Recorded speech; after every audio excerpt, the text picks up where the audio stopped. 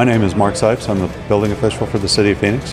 And the primary reason we're out here at Tesla's facility today is to learn about the Powerwall system and a little bit more about the car charging system and things. And that way we can develop a process by which they can submit for permits through a standard plan process.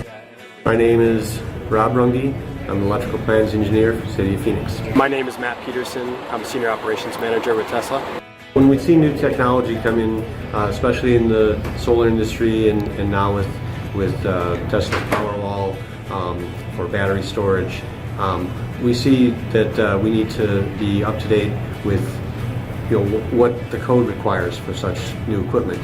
And so we're taking advantage of an opportunity to see some of the equipment today. I think it's great to be able to meet with partners and promote the adoption of our products, as well as really get in the weeds about safety.